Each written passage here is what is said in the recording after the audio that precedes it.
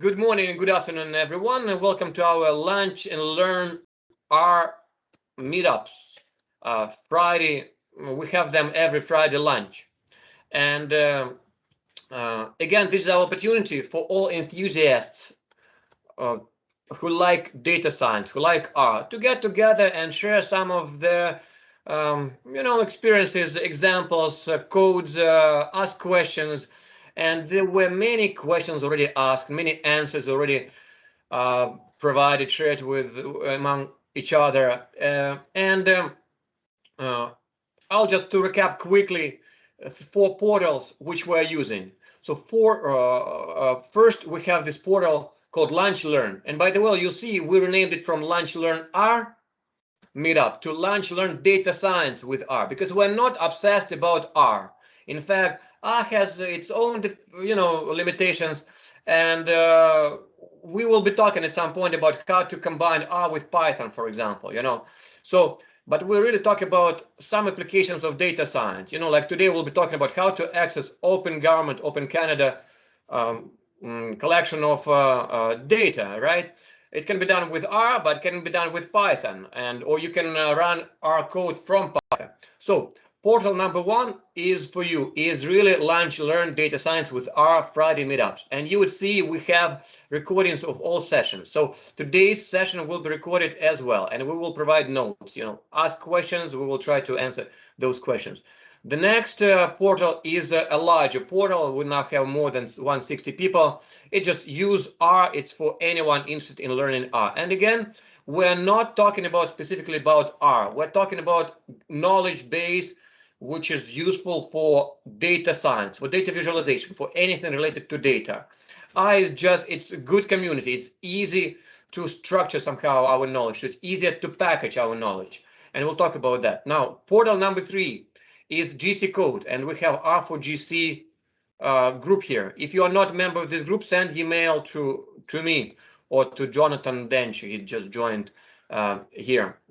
So, and finally, we have a portal which is accessible for in the public domain. So it's Open Canada, and Patrick has just uploaded his codes which he will be using today to discuss the API, Open Government API. So one more thing which I'd like also to mention, that GC collab, actually you don't need to be within Government of Canada network. This is very good. So for Jonathan, for anyone else who are, let's say, running experimental stations outside of Government of Canada network, actually you would be able to access GC collab from any machine which has internet. So actually I access it from my home machine. That's one of the advantages of GC collab versus GC connects, for example. So you should be able to see all this discussion from any machine, not only within a Government of Canada machine. So having said that, let me introduce our speaker today, or our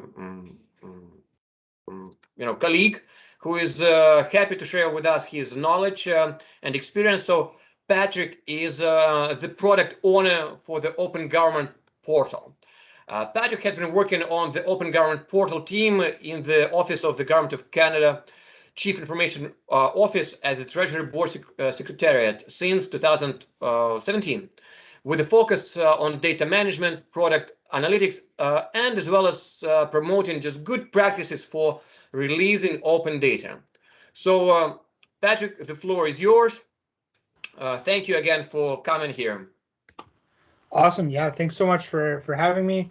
I think I'll just share screen if I can. Yeah, I'll stop sharing my screen and you can start sharing your screen. And by the way, I also have mentioned that I have already downloaded the codes which Patrick will be using, so that, and you can do the same. So you can try to run them from RStudio as we speak. So wonderful, Patrick. Awesome, thanks. So today we're going to talk really about 2 things.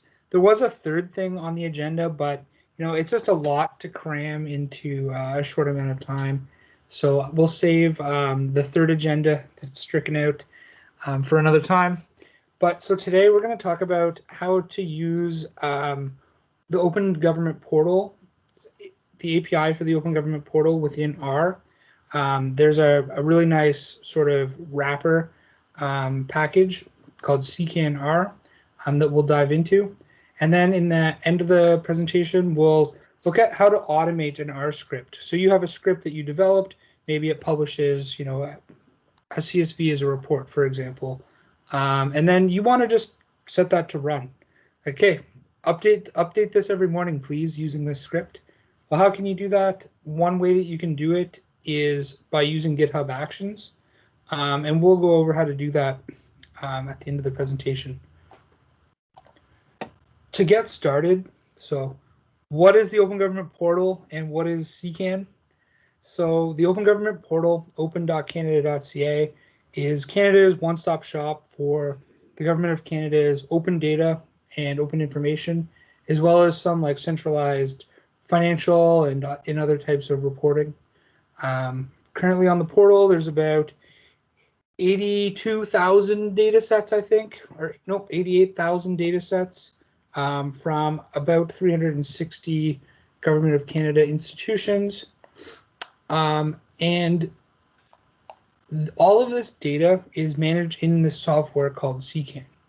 So, excuse me, CKAN is a super widely used software packaging for open data portals. It's used by data.gov, the US government's main open data portal, the UK government, as well as like BC, Quebec, Ontario. All of these different institutions use this same software. So, maybe you want to get some data from the Government of Canada's portal, but then also some data from the BC government's data portal. Well, you can do that using the same API because it's the same underlying software. And what we're going to talk today is only really around getting data and metadata from the system.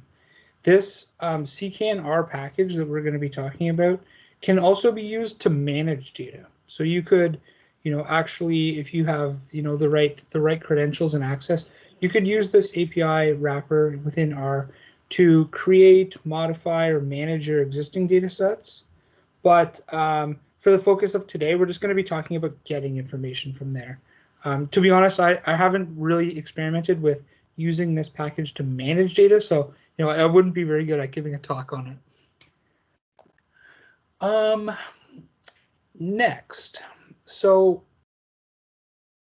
the software that manages the Open Government Portal, it has a really fairly easy to use API. It's a RPC style API, which is a little bit of a different thing than a REST API that most people would be. The main difference is with a REST API, you're going to be using methods like post.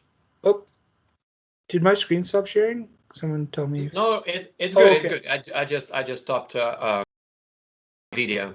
Gotcha. Sorry, my view changed. I was scared, but we're okay. Yeah, it's actually it's all very well seen. So on the screen, so very good. Okay, perfect. Yeah, so as I was saying, with a REST API, you're going to be using HTTP methods like put and delete. Those methods aren't used with an RPC API. For RPC, you only need to worry about two HTTP methods. You have your GET and your POST request. That's it. But for the particulars of using the ckanr package we're going to talk about, we don't really need to worry about that. The right type of HTTP call will be handled, within the R package. Okay, so what could you do with this? So we've talked a little bit about it, but what are some things that you could do? So say I wanted to get some information about the actual CKAN instance that we have. There's an API command called action status show. And so I could just run this command, directly in my browser bar, or here I have an example of a nice open API specification version of it. But the thing I was going to talk about is what the ckanr functions are that you'd want to use. So if I want to get information about the system, I can use the function ckaninfo. If I want to get a list of all the different organizations in the government of Canada that publish data, there's an API command called action organization list. Let's see what that looks like just in the Swagger UI. So I can go to organization list. I can see it's a GET request, and I can see what parameters it takes. So it takes only a limit parameter. That's the only parameter that it's going to give us. Let's just tell it, give us the first 10. If I want to run this API call, I can click execute. Here I can see the curl version of what the request looks like. And I can see the response come back. So I can see, okay, we have a bunch of these like numbered companies that are government of Canada institutions, like 2CanL, 3Can, whatever that means. But I can also see some real, government departments as well. I can see CASDO, which is the I forget actually. There's ATSSC, which is like the Administrative Tribunal Support Group, AFC. Okay, now we're talking about something, that we're all familiar with, Agriculture Canada. So that's how I can do it with the API directly, but I can also do that within R by using the function organization list. The same for packages. So just one sort of foundational piece of information in ckan. If I look at a record on the Open Government portal, each one of these records, the nomenclature would call this a data set, or the API would call that a package. So each one of these is considered a package. Within a package, each one of these files would be called a resource. So it can get a little bit confusing when you talk about a data set. By a data set, do you mean the actual file, or do you mean the package? So that I just wanted to introduce that nomenclature. So say I want to get information about this package, all the metadata here that we can see about it, including like the GeoJSON polygon of where that applies. There's all sorts of metadata. How do I get that metadata? I can use first the command package list to get a whole bunch of packages, but then when I figure out what package I want, I can use the command package show with the parameter of the ID of that data set. Within ckanr, I can use the package show command. I can also search for stuff.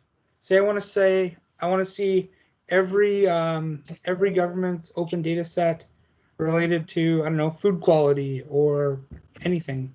I can just use the command package search, and it will look through all the metadata and just do text matching, looking for instances of that keyword. But maybe I want to, yeah. So I'm running your code at the same time. I was able already to install a ckanr package. Wonderful, no problem. So from within CBSA, we are allowed to download packages from CRAN. And because it's on CRAN, no problem. Actually, I was able to run it, or I'm running it already right now on my screen. And the first command there is servers. I guess that's what you're talking about now, right? So it shows all URLs from where open data is available, correct? Yeah, I'll show that for sure in a second. And yeah, servers is like every instance of ckan, every open data portal that uses ckan. There's a crawler that runs. There's an organization, it's called Data Shades. they populate that list within the R package that goes out to the internet and says, hey, is anything called a ccan package, or is any ccan running? And they maintain that big list. Cool. So, okay, like we have a little bit now of an idea of like the types of things that we can do. Let's look at an example. So say I wanted to go on the portal and figure out what data sets does the government of Canada have related to COVID-19. So, I could run that API call, just in Microsoft command prompt, or I could just run it right in my browser bar. I'll do that. So I can run it right in my browser bar and I'll get my response in JSON. But, now what am I going to do with it? I want to get that data into someplace where I can do something with it. So R is a place where you can do things with the data. So let's get it in R. So maybe I'll just go over some of the commands again, just in RStudio. So as Dimitri was mentioning, we have the command servers. This will give us the list of all the different ccan instances that the system has found. You can see, I don't know, we got to be in here someplace. I'm sure we are. Anyway, Ontario's there. And then if I want to get information about the ccan instance, let's say I want to see what version of ccan is the US government's portal on. I can use the function ccan_info with the parameter for the URL.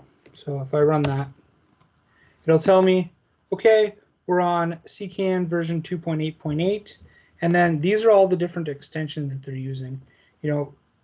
Doesn't really make a big difference unless you're like an enthusiast of ccan, which I am.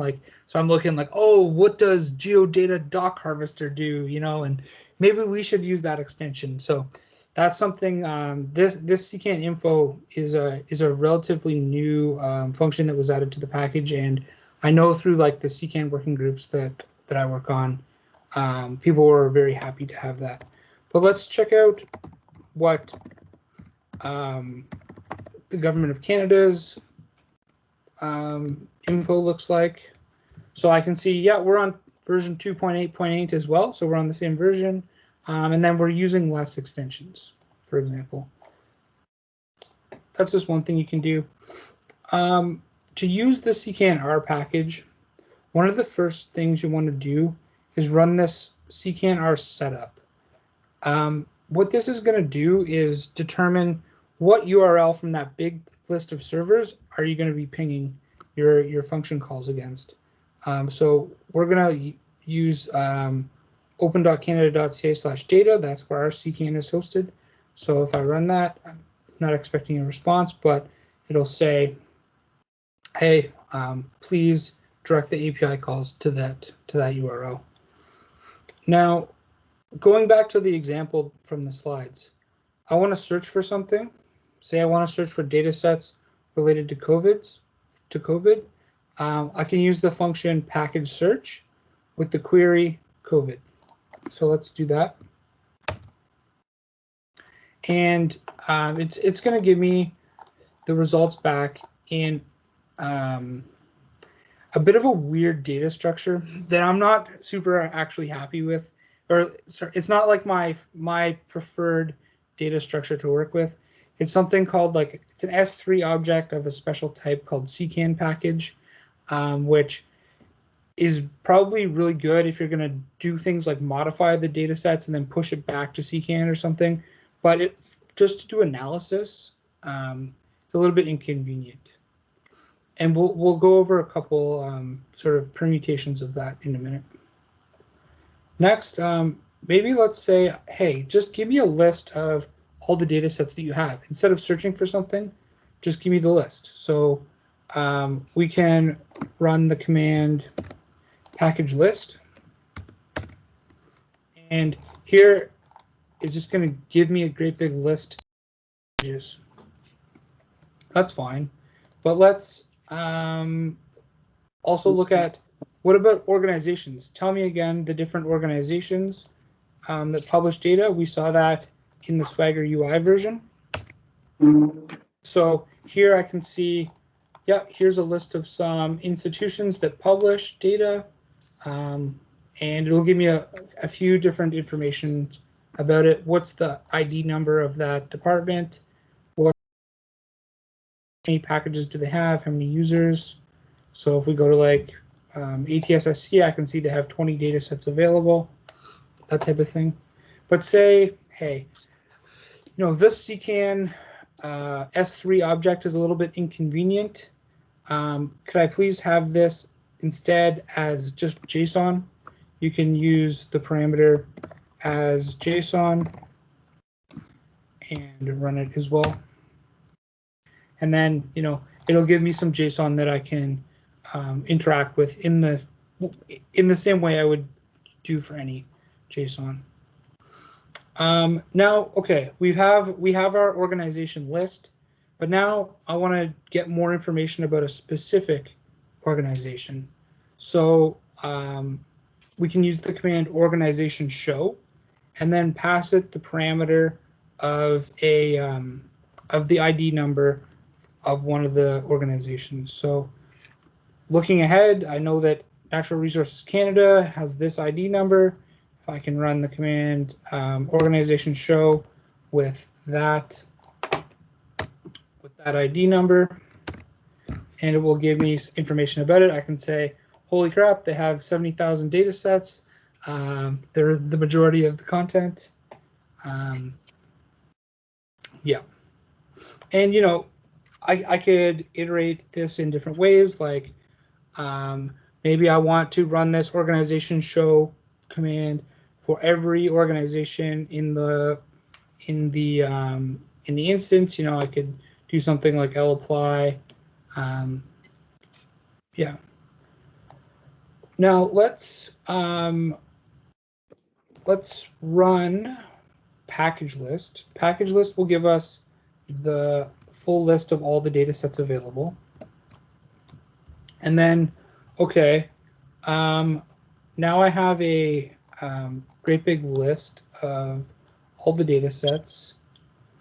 Now I want to get more information about it.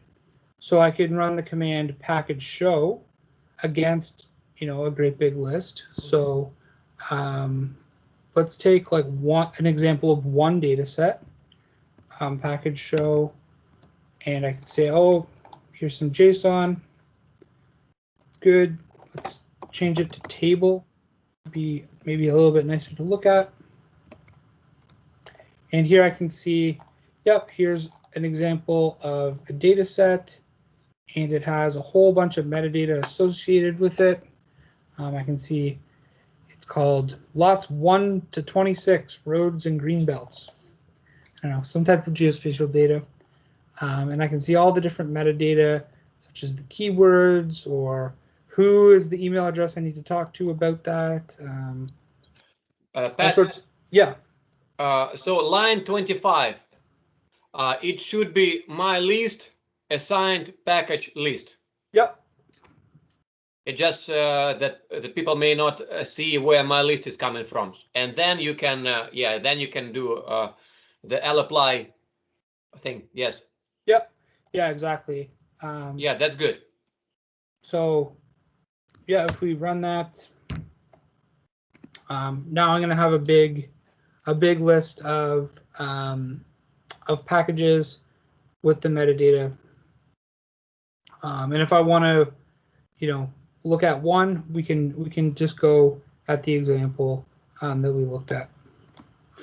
Now, going back to the example that we talked about in the presentation, I want to see everything related to COVID on the portal. So I can do that. I'll run the function package search with the query of COVID. By default, I think it limits to something like 30 search results. I want to say no. I'm going to use this parameter called rows to tell me how many search results to give me back. And you can get quite specific with the different filters and stuff that you can apply. We'll look at another example with more filters in a minute. But I'm going to tell it, give me 10,000 search results and give it to me as a table. I don't want those S3 objects ccan package. Yeah. So I can do that. And then let's take a look at what comes back. Just give it a second. So here I can see there's 574 responses and 111 columns. So the way it's structured is sort of each metadata element is a column. And I can see I have 474 data sets that came back. I can look at all the different metadata about them. Also all sorts of information in here.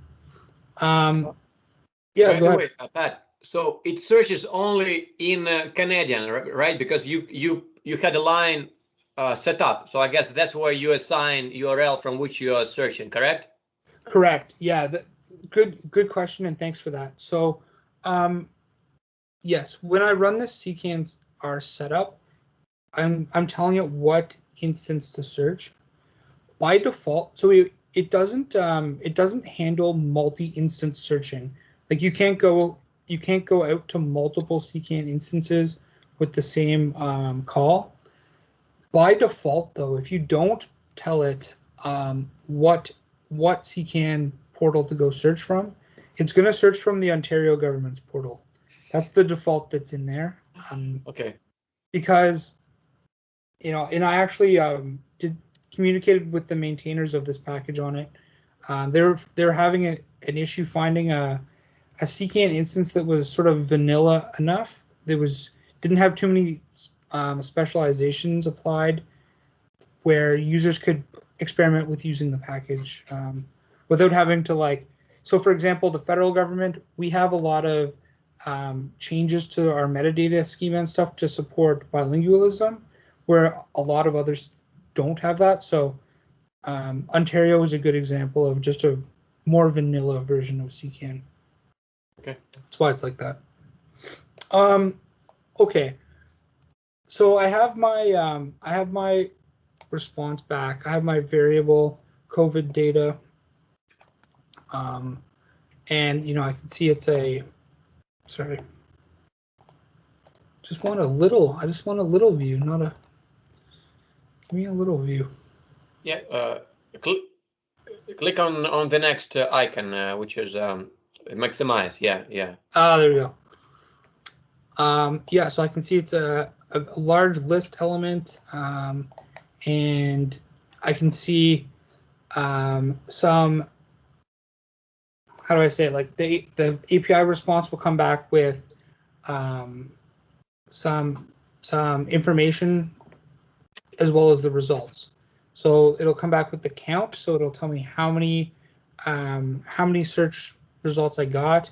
It'll tell me how they're sorted. So it's sorted by the matching algorithm, descended, as well as sorted by how often, most recently updated descending. Then within the results, that's what we saw here, where we have our actual results of the different packages available. This right here. So okay, now, so all the different metadata about data sets is available, and we can we can do some things with that. Let's say, okay, in our results we saw that there was 111 different metadata elements. Maybe that's too many for just our little report that we want to create. Let's do some sort of feature extraction here, where we're going to say, we're going to pare that down. Just give me a couple pieces of the metadata. I want the ID, I want the title, I want to know what department it came from. So I'm just going to extract that and stick it in a data frame. So we can say ID is equal to COVID data in the results in the ID field. Then same for title, that's where it comes from. And the organization, same thing. Then I can set up a data frame with just those three things. Let's take a look at that. Okay, now I have something much more manageable. I just have 3 columns in a data frame. See the ID number, the title, and what department published it. There's all sorts of things. Maybe I care, is this in a CSV or PowerPoint, for example, or something. There's all sorts of features in the metadata that you could extract for whatever reason you want to run this report. But say, my DG just wants a report. Give me every open data set about COVID that the government has published, and I want that every day on my desk at 8 a.m. Okay, sure. So I can just, write this as a table. Boom. Now I have my CSV file of what's available on the portal. Perfect. And so now I've done that once. Great, So now I think we're going to switch gears in the presentation. So I've done this call once. Okay, great, congratulations. I can run a simple script. But now I want to run this every day, and I don't want to have to do anything. What's a good way that I could do that? So if we're working in a open source environment with open data, I'm not your privacy concerns with any of this information. This is just stuff that anyone can get off the internet right now. So, maybe I could run this just on GitHub itself. I can say, just like I did in the repository, I ran this script and I produced this table. Well, okay, please update this table as often as I'm going to tell you to. One way that we can do that is using GitHub Actions. So switching gears, I'm just going to switch to show a couple of things on the slide. So GitHub Actions is a way that you can automate all sorts of things. It's really used heavily for continuous integration, continuous deployment, pipelines, stuff like that on more the software engineering side. But it's also a great way to just run a simple script if you want to. How this works. So you're going to write a configuration file in YAML, just a markup language for those type of things. That's going to define how to set up a container, what software to install, and then what to do. The way that you do that is first push your script up to GitHub. So you wrote this script, it seems to work well, put that up in GitHub. Then you're going to go over to the Actions tab in your repository where you put it. Click on Actions, and then you're going to click New Action, create new action, and then you're going to define this YAML file. Now, there's this first section is called it's called on, and that's going to determine how often this workflow runs. So there's two ones that I have configured. One is called on push. On push means every time I update the code in GitHub, it's going to run that script for me again. So if I make a change and I push it up to GitHub, it's going to run that workflow again. But the other one that's super useful is on schedule. So on schedule, it's going to run on a cron time. And, I'm not a cron tab expert or anything, but like you got first 0 here is how many minutes, next is hours, next is days, next is months, I think, something like that. Anyway, this is just a way to tell the system how often to run it. So right now it's set to 0 minutes, meaning it'll run just on the first minute of the hour, and then it's set on the 11th hour. It's in UTC time, so I think that's something like 7 o'clock in the morning Eastern.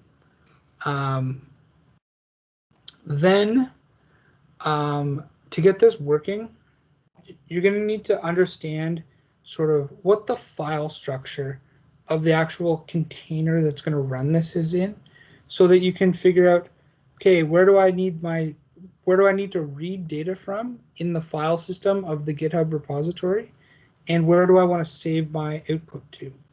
So anytime I set up one of these actions, I always just tell it to echo the working directory the first time I run it. That way I can understand, hey, where am I in the file structure? Then in my R script, I can tell it where to set the working directory to. We'll see that in the actual script itself. Then to actually run your script, pretty straightforward. You're just going to tell it, oh, sorry, I'll backtrack a second. So to run this R, it's going to dynamically provision a VM with R installed on it, and it needs to know where do I go get R. So someone else, in the who runs this R lib, they've set up a workflow that will go fetch all the right software, install it on Ubuntu, and provision it dynamically. They've set that up, so all you have to do is put in this setup R at master, tell it what R version you want to use. If I think you can omit that if you're fine to just run on latest. I have it set to a specific thing because I was having a version conflict problem. Then to actually run your R script, you're just going to tell it what script you want to run and then what you want to do. So this git config stuff is really about how do I want to interact with the GitHub repository. We'll see an example of this here. So using that package search stuff that we looked at in the example script, really I just pared that down to a really simple script. So one thing to note, if you're going to do any API calls from, or any like web requests from GitHub Actions, at least the Ubuntu build that I seem to always use doesn't have the right curl stuff installed, so you need to tell it to go get curl, libcurl. So that's Pat, so again, it's very important to emphasize that it's run remotely, right? So actually, it has nothing to do with your local machine or government of Canada machine. It's all these instructions like sudo. It's for them. Yeah, exactly. And then so whatever packages you want to use, you need to tell it to install the packages every time, because like Dimitri was saying, it's not your local machine. It doesn't have all the packages that you've collected over the years. It's a fresh install of R. So you need to tell it, hey, please go install ckanr. And then, just a few parameters here, like, or a few functions, sorry, like you're going to tell it what ckan instance you're looking for. We're going to run the package search command. And then we're going to, do the same things that we were doing in the script.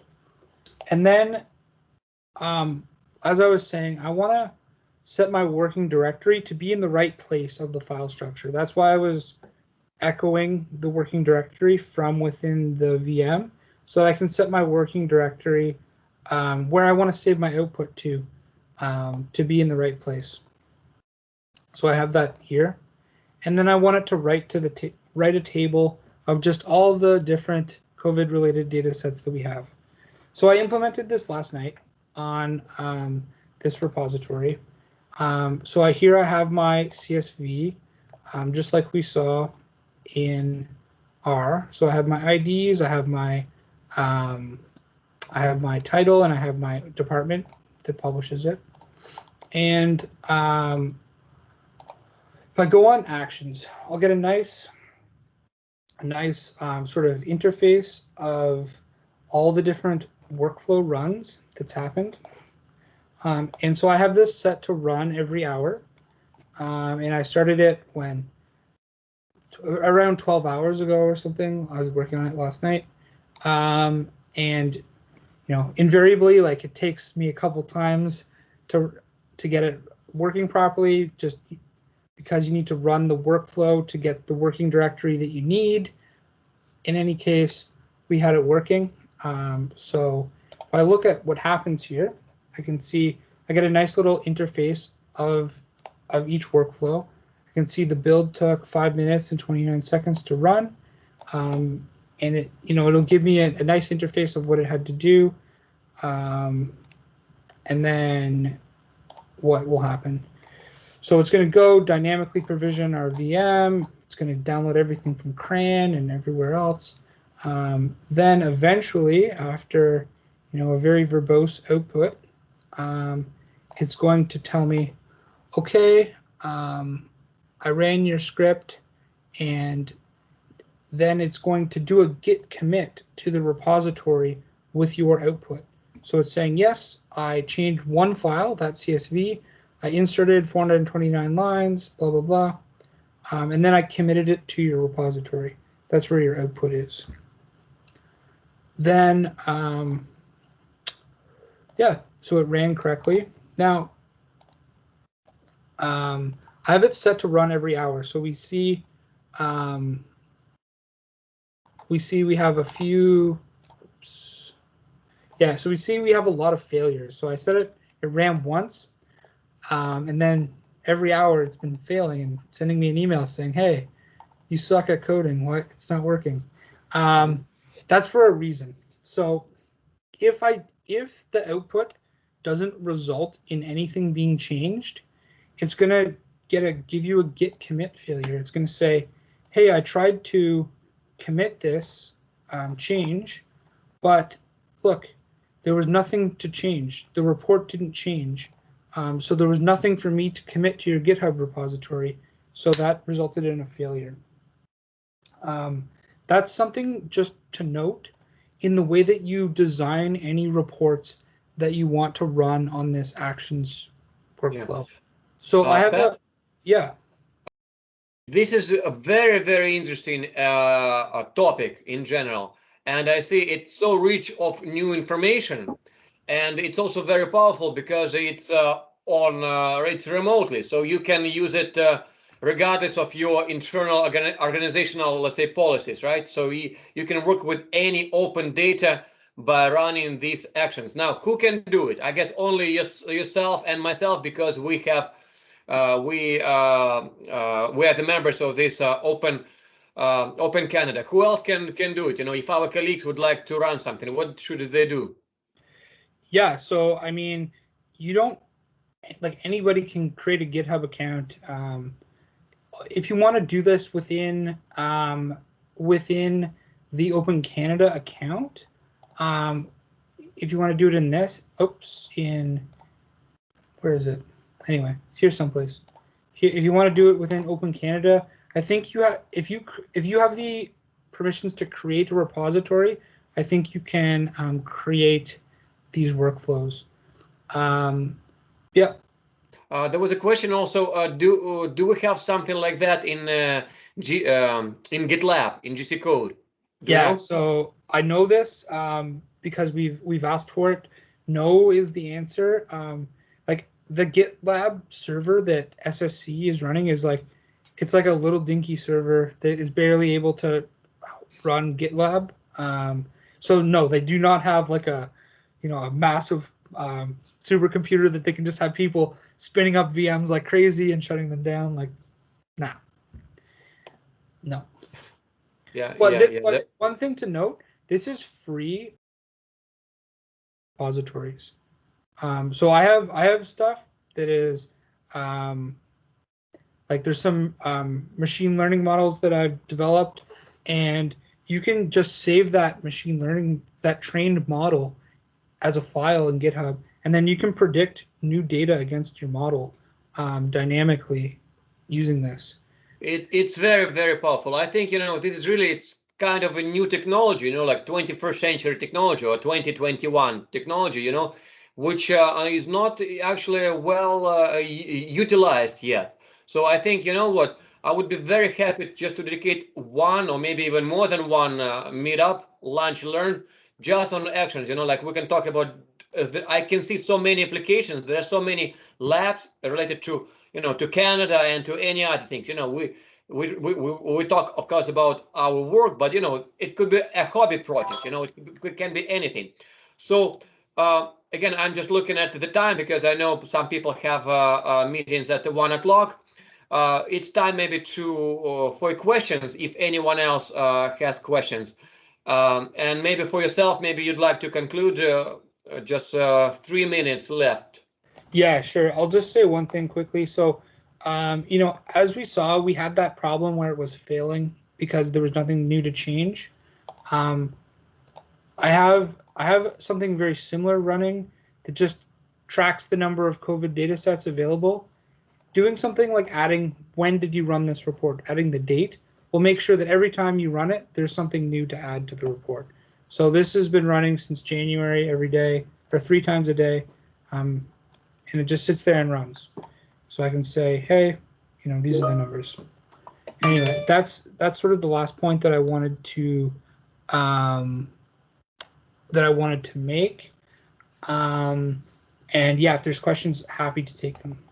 So essentially, for example, as example, we can take Open Canada COVID data and just automatically create a script which will generate number of cases in each province or maybe each city, correct? Yep. Yeah, definitely. So I only talked about using the API to fetch metadata in this session. There's also ways to fetch the actual underlying data sets themselves using that API call. But again, on the portal, the data set is just at a URL. So you don't necessarily have to use the API. Like you could just curl this file from the portal. So here's an example of one data set. I could just copy that URL, tell it read table from this CSV, and do it that way as well. Excellent, excellent. So thank you very much. Again, this session is recorded. I will post it on GC Collab page. And just a few words, we have quite a lineup of nice tutorials from our colleagues for the month of July. Unfortunately, I'll be away. Maybe unfortunately, maybe fortunately, I have a break for a few weeks. But I've asked Jonathan Dench. Essentially, he will be leading those seminars or meetups to record them. So just again, I can share quickly the screen. So to remind everyone about the events which will be happening very soon. In July, so you'll see we have discussions on parsing GC tables. We have exploring ggplots, and there is a collection of wrappers to produce generic type ggplots, and Python and R. You see, it's exciting. I think what the good about this meetup, people who come here, these are people who are excited about what they're doing. And that's why it's so nice to see you all, to even your initials, if I don't see your face. So thank you again very much. Everyone, please have excellent weekend. Bonne fin de semaine, bon été. Je pars pour les vacances. Encore tout le monde. Profitez-en. Good time, good mood, spirits. Thank you very much, everyone. Ciao. Ciao. Thanks, everyone. Yeah, bye. Thanks again.